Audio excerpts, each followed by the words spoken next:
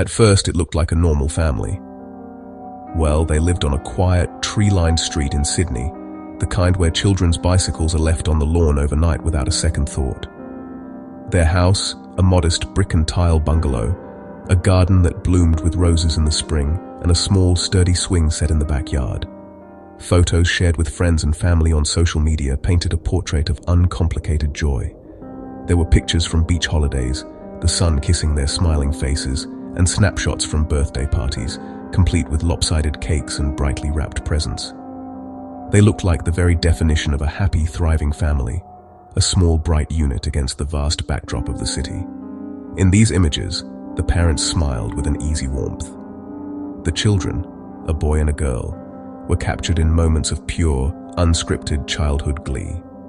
From the outside, their life appeared to be a placid stream, flowing smoothly along its expected course. But we know that pictures can lie, or more accurately, they tell only a fraction of the truth. Behind the closed doors of that ordinary-looking house, a different story was slowly unfolding, with undercurrents of tension that few were privy to. The day everything changed began as any other, but it ended in a cacophony of sound and flashing lights that ripped through the suburban tranquility.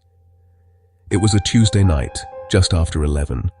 Then a sharp, angry shout cut through the stillness. It was followed by the percussive slam of a car door. A sound so violent it made sleeping dogs bark and neighbors stir in their beds. A few minutes of tense silence followed, then the rising wail of sirens. One set, then another, converging on their peaceful street from different directions. Lights flickered on. Faces appeared in windows, silhouetted against the glow. Neighbors spoke in hushed, urgent tones, breath misting in the cool air. Red and blue lights painted frantic patterns, turning the familiar alien and menacing. An ambulance arrived, adding a more terrifying layer of dread. The first emergency call had been logged at 11:12 p.m. The caller, a neighbor, reported sounds of a violent argument, followed by a scream. The dispatcher's calm voice contrasted the caller's rising fear. Moments later, a second call reported a car speeding away without its headlights. The sheer scale of the response told everyone this was a catastrophe unfolding. When the first police officers pushed open the unlocked front door, they were met with domestic disarray that signaled a violent confrontation. Shards of a broken water glass glittered, catching flashlight beams. The officers conducted a methodical sweep, announcing their presence, calm but firm. The children's bedrooms were eerily tidy, a stark contrast to downstairs. It was in the master bedroom where the true horror of the night was discovered. The details were grim. The children were quickly and gently escorted out, shielded by a blanket. Their small, frightened faces testified to the trauma they had endured.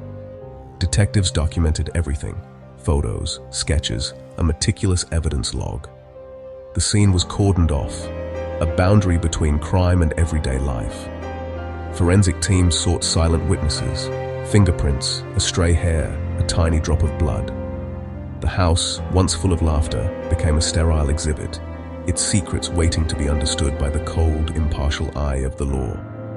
Outside, the community kept a long, anxious vigil, and with sunrise, the investigation began in earnest. The forensic examination was the first critical step, dividing rooms into grids, revealing traces invisible to the eye. Every swab, every fiber lift, every item was bagged, labeled, and sent to the lab. Detectives built a timeline of the family's last 48 hours. They subpoenaed phone records, scoured texts, and examined statements for unusual transactions.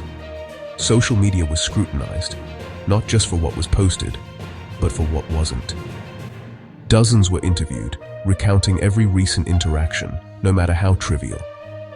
Suspicious details began to emerge from the data. A significant cash withdrawal 2 days before the incident.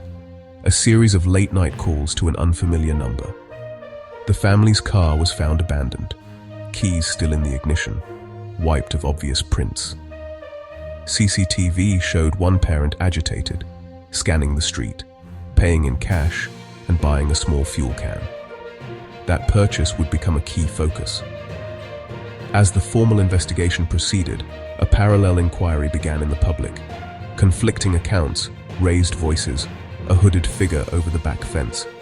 Theories formed: a home invasion, or a third party known to the family. A darker idea took hold: threat from inside the house, strain and arguments behind the facade. In the public eye. Headlines and heartbreak. The Sydney family mystery exploded from local item to national frenzy. Within 24 hours, the street was lined with satellite trucks and live reports. Bold headlines screamed from the front pages.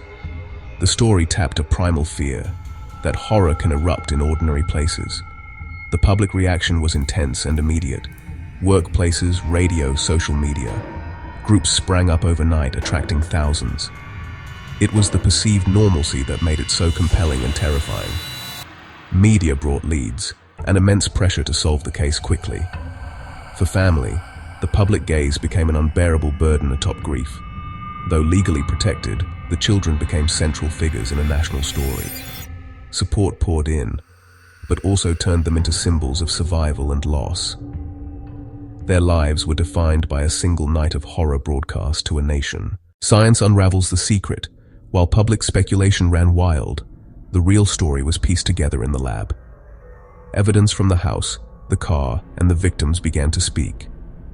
A small, dark smudge on the back door handle tested as faint blood. Advanced sequencing yielded a full profile, an unknown male, not in the database. It lent credence to home invasion, until it didn't. Detectives expanded voluntary DNA collection across acquaintances. Fibers matched a specific brand of heavy-duty work gloves, not typical burglar wear. Deep in the driver's mat, a unique soil deposit was found. Mineral composition and pollen traced it to a protected nature reserve on the city's outskirts. Miles from the home, and miles from where the car was abandoned. CCTV revealed the purchasing parent had a distinctive cut on their left hand. A tiny blood trace on the broken glass matched that same parent. Suddenly, the pieces clicked, forming a narrative far more intimate and devastating than any home invasion. After weeks of intense investigation, the police made an arrest that stunned the public. It was not a stranger or a shadowy intruder, but a member of the family's own circle. The charge was murder. Court proceedings laid bare secrets behind the happy facade. Prosecutors argued immense financial strain, huge secret debts, no way out. The fuel can purchase and a detour to remote bushland were parts of a chilling plan. The arguments heard were between the parents as the terrible plan surfaced.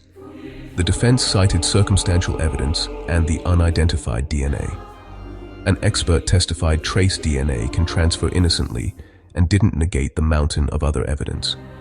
In the end, the jury found the evidence overwhelming. Guilty. The judge spoke of a profound breach of trust and devastating impact on the children. Authorities concluded this was a familicide, a tragedy from within. There was no monster in the shadows.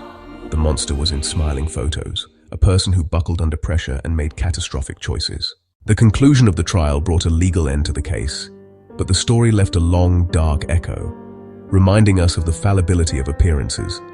The family seemed to have it all, projecting happiness and stability that masked crippling stress and despair. We can never truly know what happens behind closed doors. A smiling photograph is not proof of a happy life. The curated perfection of social media often hides messy truths.